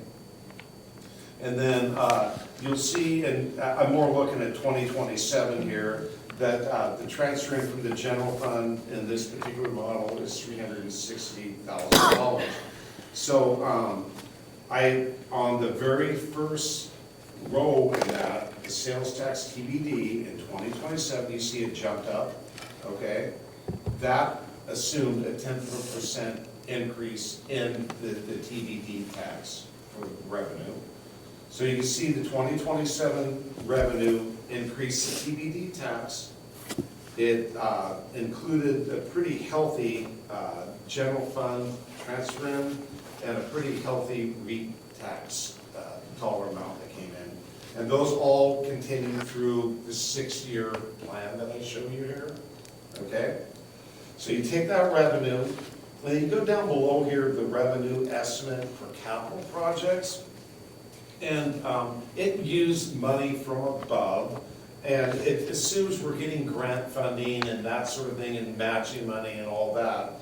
So the capital projects are sort of living on their own in there, if you know what I mean, that revenue, so when you see a big number, that's a grant. We can't afford that coming out of the street fund, right? So that there sort of lives on its own. So if you go down And to, Jay, yes, real quick, you don't see that grant, like the 3.6 and 2.5 every year, because Right. they just don't fund That's local correct. jurisdictions every year at those amounts, so. and it takes time to get the projects out and to apply for the next one and do all that. So you sort of see those are intermittently happening. I am gonna be talking to the county about getting some federal funds from them every year. That's that 175 you see down there. And they can share some of their gas tax money with us, or at least they're allowed to share it. You know, we need to talk to them about it. We did, when we did Brockdale Road, that we used county federal gas tax money for that project. The problem is when a project is federalized, and it's a couple $100,000, it's almost not worth it. You have a full-time paper processing almost on it. It is a lot of work. So if you're doing a federal project, it needs to be big money, Make big it worth money, your while. right? And we frankly don't have the resources in-house to do that. We have contracted with an engineering firm to help us come up with that. that federal process, just because it's labor intensive as it is, and just staying up to date on the processes and the product that they need on a regular basis is just hard for a small jurisdiction like us to do. I just met with WASDOT today. They still have not closed out Rockdale Road yet. It's still on their menu. There's still stuff they're doing, and it was a smaller project. It just won't go away, so they're a little tougher. But money is money, right? And, you know, we need to look at all sources of money, even if it does take staff time or consultant time in our menu to try to keep the pavement condition index up as high as we can get it. So, anyways, if you go down and just look at the rest of the revenue for capital projects, I show the Simpson Trails in there for some money that we're in design processes. Hopefully, we're eligible for some grants down the road. That's what that is. That's some trail construction money there. And then I show some traffic impact fee projects down the road at the very bottom of the capital projects revenue that's used in our traffic impact funds. Those are developer-initiated fees that they have when they pick up their building permit to help with capacity projects outside of their projects. Those are arterial and collector, signals, roundabouts, that sort of thing. So when you look at the expenditures and operations and maintenance, this is right out of your budget book, except for the very last one that I include yearly chip sealing pavement maintenance projects. And in 2027, that goes out at $100,000. That's for the Front Street, the Capitol Hill, Mountain View, those county paving projects that I'm doing with them every year. I didn't put them in with the capital projects expenditures, because I really wanted to make sure those are really more operations and maintenance type of projects. So I wanted to keep that over there to try to keep things straight. So anyways, when you get down here, if you go all the way down to the bottom and look at the street fund balance, O&M only, that's what we really need to look at. That can we do our operations and maintenance in-house? The projects will happen if we have more money and we can go get grants and all that.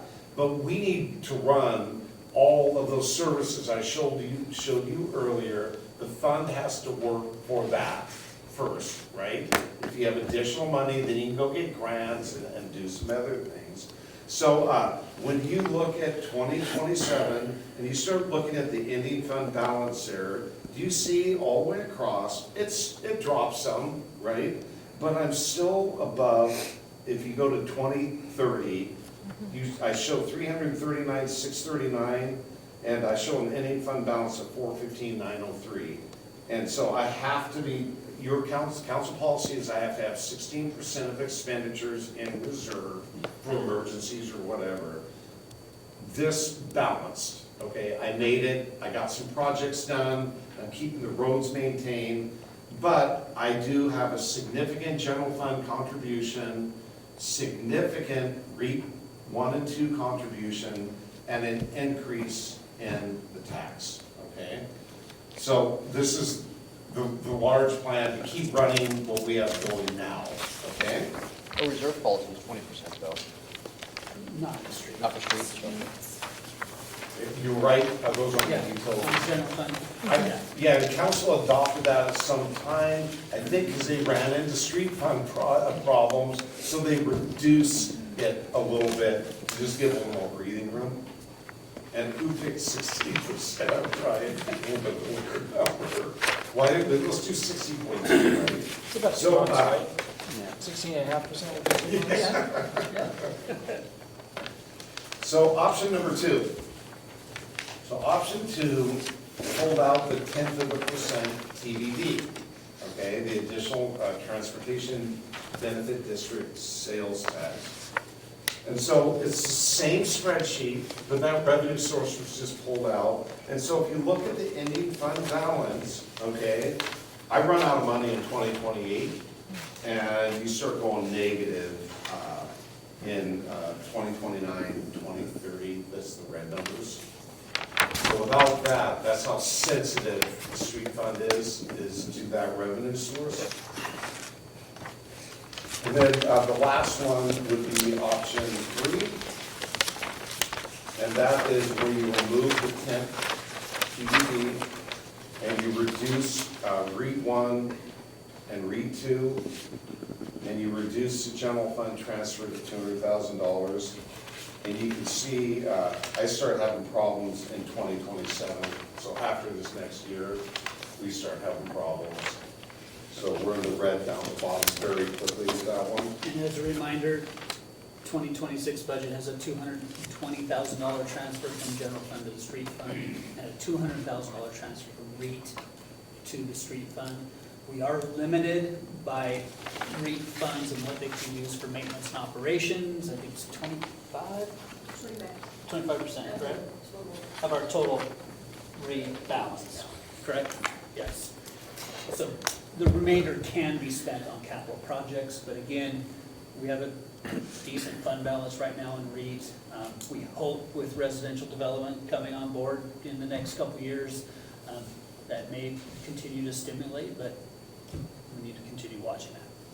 And there's other uses for REIT fund too. I mean, you have parks and all sorts of things. Yeah, we've used quite a bit of REIT the last 2 years on facilities projects, HVAC, we're putting in handicap accessible doors out here on the police and courtroom entrances as we speak. We're working on this today with REIT fund as well. I didn't see anything in, for the 20-year, $26 million ADA plan here. Is that factored in at all? Not much. Because we're gonna have to adjust Sidewalks will little by sort of little. come along as we do paving projects like Olympic Highway North. We're gonna go through and do a bunch of work on driveways, ADA ramps, obviously, bulb outs, that sort of thing. So a lot of them on the collectors are gonna happen when we do our roadway projects. But connectivity of sidewalks, through local neighborhoods and that sort of thing, and building new sidewalks are in here. Then also repairing existing walks. We can get them out and keep them ground, to keep tripping hazards down. But when we get at a property owner where it needs to be replaced because there's a huge offset or something, we don't have any funds in there for that.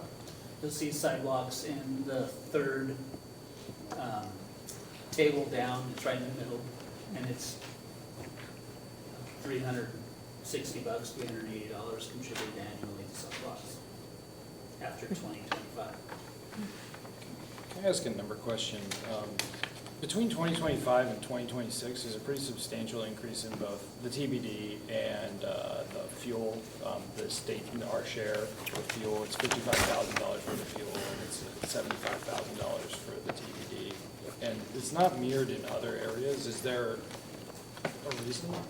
Yeah, so the sales tax TBD, the 2026 budget was adopted at $750. It went up by $75,000. And that's just what the trend we've been seeing of sales tax, that it's been going up okay, right, for that. And the other thing is, you gotta remember, these are budget numbers, right? So the 2025 budget probably is a little lower than it maybe should have been, right, when that was adopted. So that, and then, what was your second question? Same question for city share state gas tax. But Yeah, that's fine. correct. So in 2025, and I don't have a budget, did I bring that with me? But anyways, I'm assuming 2025 was just a low number that we put in there as a placeholder. Yeah, I don't have historicals here of that. But the 2026 budget, we looked at historical, and we set it at 190, and it was, we're probably bringing in almost 200, where it was a little lower than what we would have historically thought we were gonna bring in. We're gonna be a little conservative when we're budgeting, so. But I can check back into that. That's a good comment. Let me look into those. Gas tax worries me. Yes. It's always, I know the ERFC isn't super bullish on it either. It's kind of hidden because they did a gas tax increase, but the gallons are down, so. And we're not guaranteed to have that pass through the local jurisdictions that may be levied by the state, correct? No, Long term. the increase didn't impact the state share, Yeah, so, or the city share. city share, exactly right. So it was a 6 cent, I think, total increase that wasn't allocated or passed down to jurisdictions. So some of the discussion, just on the next slide, I mean, what do you folks want to see? Do you need more information? I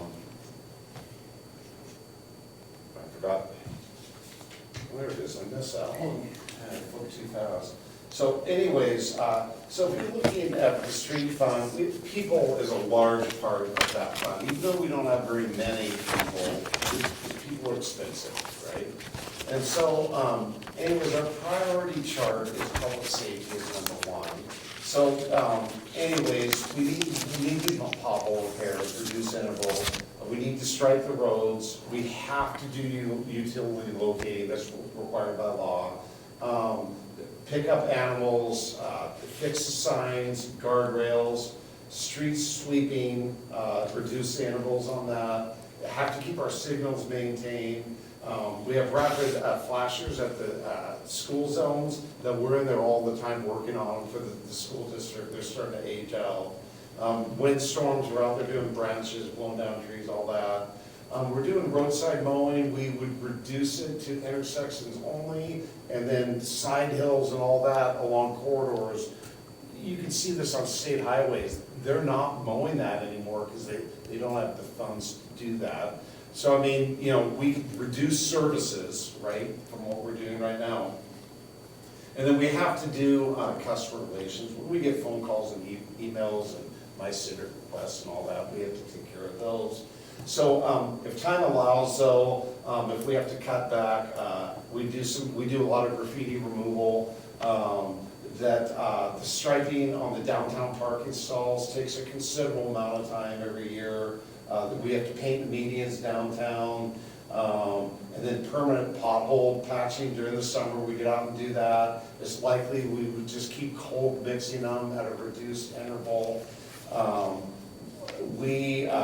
The street department sees all the development plans that come through, but if we don't have as many staff, the engineering department's gonna be making decisions on their behalf, and they might not be super happy about that.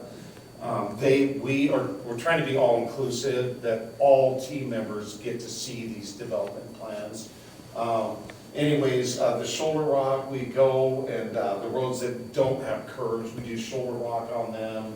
And we do a lot of gravel road maintenance, that's alleys and roadways, and that would probably be reduced significantly. Obviously, the phone starts ringing more. We don't, the roadside mowing and vegetation spraying would be reduced.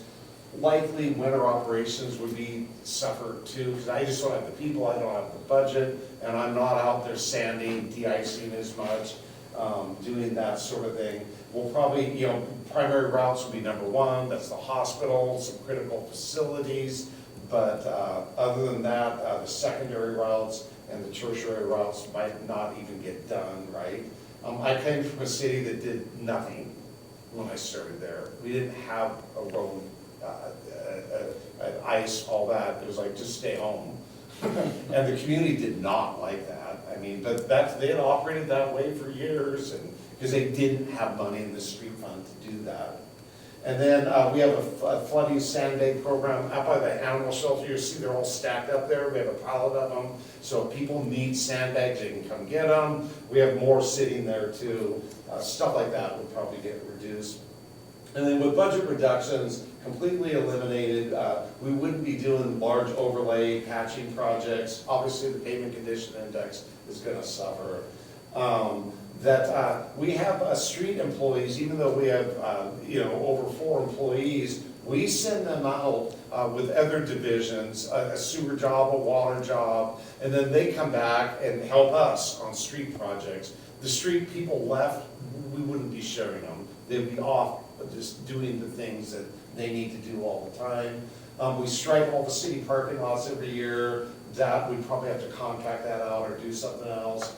Pavement crack sealing, not a good thing. If you eliminate that, your pavement condition index, the water gets in the cracks, it gets in the roadway, grade rot, and then cars drive over it, you get more cracks, and yeah. So anyways, we haul a lot of garbage and construction materials, radar speedback signs, we're always doing that. Those are out and around, going all over the place. Probably wouldn't get to Christmas decorations and tree lights downtown.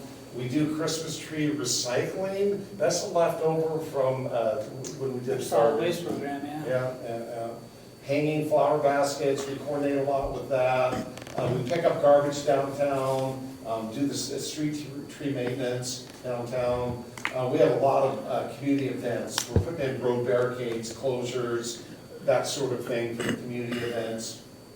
And the sidewalk cleaning, street sweeping after them.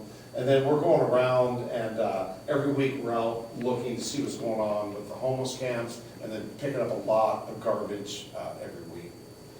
So that's what happens if we gotta reduce services and sort of how we're listing the priorities. And they can mix around a little bit, you know, if that's where we went with the street fund. So now I think we're at the last slide. Yeah, we made it. So that was Park Street. That was a good picture. It's amazing. This was a company we hired. These aren't our guys that are paving Park Street. And it's a lot of work. If you're on a paving crew, you're working hard. No doubt about that. So we just wanted to talk more about the general fund transfers, REIT transfers. Obviously, increasing the TBD by another 1/10%. Talk about that and see where we sort of want to get here with the street fund. Circles kind of back to our discussion in May and our retreat about service levels, right? We're just kind of keep coming back and talking about that and sustainability amongst all of our general fund services.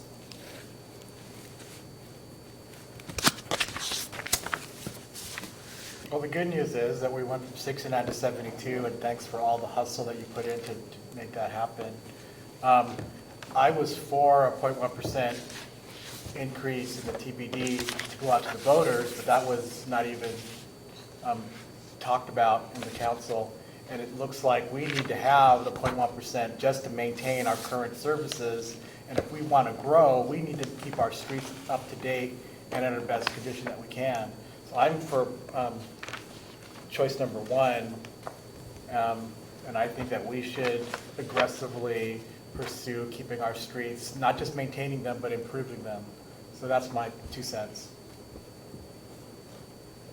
I definitely think that there's an absolute need for this, but we did just hit the voters with the TBD on the ballot just recently. So what would happen if we looked at adopting this, say, August of next year? Yeah, it'd be possible, Mark, a time frame on something like that. Yeah, you are, I'd have to go back and look at, because it's the same implication as the public safety sales tax, so it would be collected in January 1 of 27 would be the earliest that would be collected by DOR, if I'm And that's doing what my math correctly. my budget shows that it came in we start in 2027 in January. January 1, April 1, and July 1 are the dates that DOR will start collecting sales tax revenue, and then they need 75 days prior. We have to get to the auditor by February, right? Let's see. Well, it's councilmatic, sorry. Oh, well, yeah, if we Yes. just voted. Yeah, but- yeah, I'm sorry, I thought we No were worries. assuming. Yeah, sorry, if it's a ballot measure, it is, what was it? It was just this year. Was it April action for the August ballot measure? If I remember right? Yeah, sorry, somewhere in that time frame. It was 45 days or something like that prior to the county auditor has a cutoff, but obviously as councilmatic, we're just beholden to the DOR timeframe. I understand the need. I also understand that our community is hit pretty hard financially as it is too. I can't with good conscience right now tell them we're gonna take more of your money for stuff, without giving you the opportunity to vote on it. So I completely understand where you're coming from, but I have to represent my community. That's fair. Well, I guess I was gonna let you guys go. You know, we are elected to provide a level of service, and if we can't provide that, I'm not sure why we're here. We have roads that need attention, we have sidewalks, we have trees, we have, we have dangerous sidewalks that actually need to be addressed over the years, and that's not even in this plan, or $236, or whatever it was. We talk about not raising a tax because the people didn't vote for it. Well, last week, all 7 of us voted to raise everybody's property tax 1%. All 7 of us did that. So, I think this is well needed. I think that we need to provide the level of service, at least maintain the level of service that we're providing right now. So I would be supportive of going after the 1/10 of 1%. I think we need it. I think the roads are the most, quality of roads are really important in reflecting the quality to people who are coming into the community and what it is they want to spend their money, whether we can upgrade our intersections to make sure people can move through town. It's important and we need it. Obviously, my head was already at taking it to the voters. I'm perfectly happy just to vote it through, but I understand we just took this to the voters. It feels a little weird to take something to the voters and then say, but also we're going to raise it. So I understand the position to move it to the voters, and that's why, yeah, we need to vote on it by August if we're going to be voting on it. But that said, I will, if the council wants to move it, I'm a yes to just move it.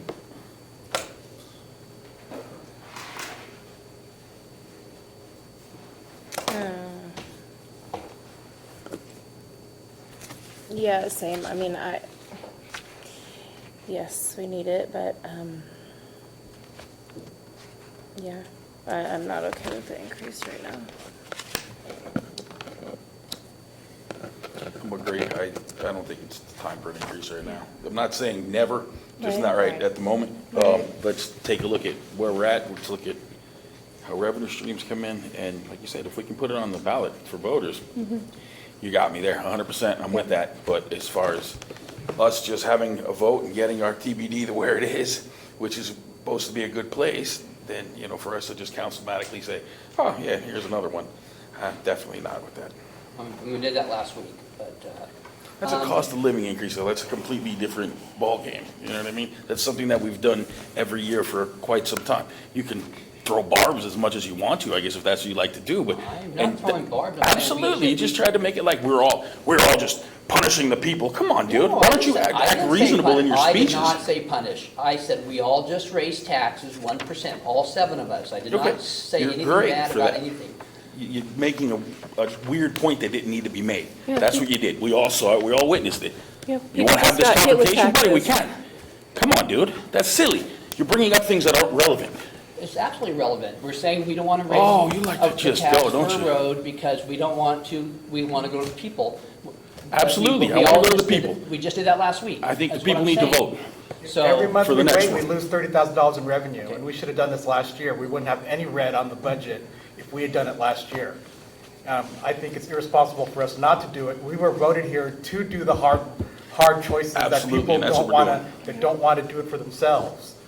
That we were elected, all of us were elected to make decisions that were difficult, that we might not impose it on ourselves. So I think you need to lay off the mayor.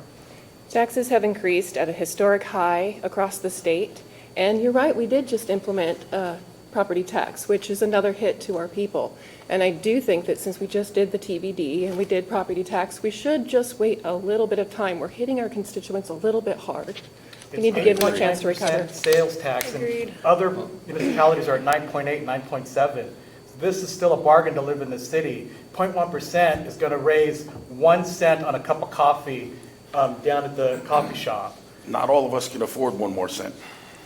I didn't know Especially you when were you rich keep like that, adding but I'm more not. and more on. I would be in favor of either putting this before the voters or doing this again maybe next August. Yeah, I kind of want to see what's coming in revenue-wise, where we're sitting financially in a couple of months. I'm not saying, because I do believe you need it. I do. I just feel like we've just been hitting them hard right now. And I feel like we need to recoup, we need to kind of let it set for a minute. Well, since, I mean, let's go to the voters. Can we do that? Can we get that by August ballot? I mean, let's go to the voters.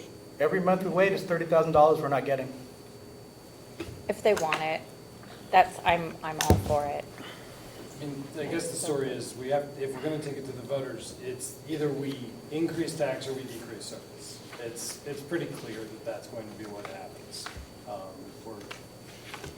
So, I appreciate that, because that's absolutely where we're at today, to discuss this so we can get ahead of it, right? We can get ahead of it, we can fully fund or partially fund the services that we're talking about here, or reduce those service levels, and you can discuss that in an open public forum. We're gonna have a strategic planning exercise next year. Council's gonna set strategic goals. Within those strategic goals, obviously, are how we provide services to the community. What services we're gonna provide. I'm gonna go back to May again, I still have the big sheets with the dots on there, and we had a very tough time deciding in that September 23rd study session of this year, when we talked about funding all of the programs that were brought in front of you, and deciding what not to fund, frankly. So the strategic plan's gonna develop that, set a course for that. I just want to remind the council, the longer we wait, the more expensive it's going to be. And we should have done this last year councilmatically. That's it. it costs money to take this to the ballot.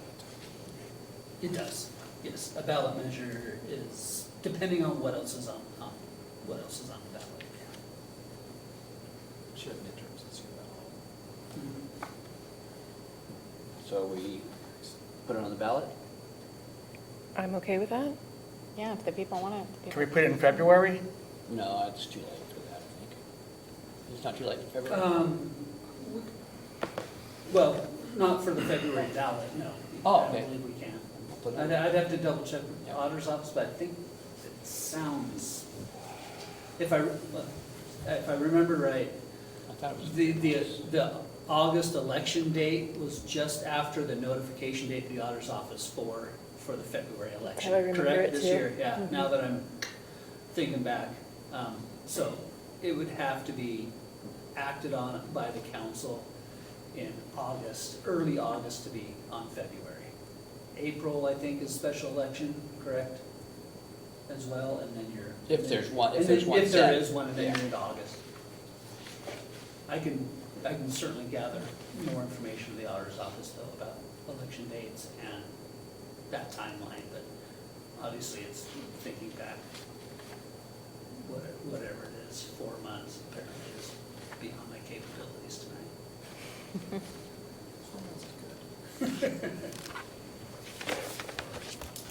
So you've got what you need there? I'll find some more information about the dates and then provide that information to council. We can draft an ordinance that would come to a council meeting in an appropriate timeline if that's, and certainly you can take action on it at that point. Okay. I want to go back to roads really quick, just to talk about, what is the plan for downtown? I get a lot of people talking about downtown. It's concrete, and I know that the reason we have concrete is because we're built on mud flats, but there's some pretty bad spots downtown. What is the plan for the concrete roads? Is there a plan for the concrete roads? Not road by road, we don't have a plan. We have the pavement condition index map that shows where they're the worst. And so over time, with the $100,000 a year projects that we could concentrate downtown, it's hard to get a grant for local roadways. That needs to come from the TBD or gas tax revenue, right? That I can't go out and get a grant because they're not capacity related or anything.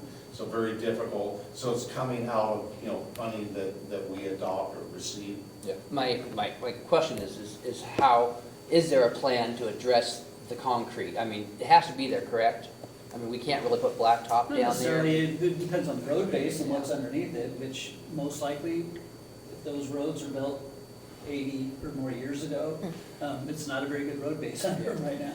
And that's, the concrete is serving as road base. It's a superior roadway. It's just been in for an extremely long time. And so anyways, the current engineering, design and construction standards manual says that if the road is over 50% concrete, because some of them are like half and half or whatever, the road goes back in as concrete, okay? To maintain the character of the downtown, that was in this 2023 standards manual. We can always revise that. That's just a policy that's set within the manual. To just maintain the concrete roadway character of downtown. But there isn't a lot of downtown that, obviously it's not cobblestone, but everybody has asphalt, right? But trying to maintain it, if that's a council priority, we can look at different projects over time to improve the downtown roadways. Okay. No, I was just curious because I get a lot of comments on downtown. And I've always thought it was because you really can't do much down there because of the water levels under the ground. No, you could, but you're doing full dig outs. Concrete's coming out, you're digging down, you're putting in significant amounts of base rock and a very expensive project, probably repairing the concrete, trying to bring it up. And so any slabs that have sunk, we can jack those up. We've had a project some years ago before I got here, they did a bunch of those that help. We can grind any high points off also. And then obviously we gotta go replace some sections, right? But that would probably be the preferred alternative than to go to all asphalt would be extremely expensive. Probably as a comparison, $100,000 or $150,000 that did pave the mile overlay at Mount View this year. I don't know if that'll get you a block of downtown About a block. rebuild of concrete roads. Yeah, All right. sorry. Any other questions or comments? Not me. Any council have any lines for discussion? I kind of wanted to mention if we could maybe talk about the cleanup up there above Highway 3. Since we have a little extra money than we planned, since we got that bid for $100,000, maybe we clean that up and then we come up with a plan to keep it clean, or have some kind of a faster rotating, so it doesn't never get like that again. I mean, since we have the little extra money, it has to be cleaned at some point. I would think we should clean it and come up with a plan to keep it clean. I don't know. I don't know what the council thinks. No, I agree with you. I think that when people first come into town and they see that, that's a deterrent right there. We want to encourage people to come to our town and spend their money here, spend their time here. That's the entire point of, the tax dollars. And then, so when we're not showing that we're doing due diligence, because that's what they see, why would they want to do that? So I agree. I think that's a great priority.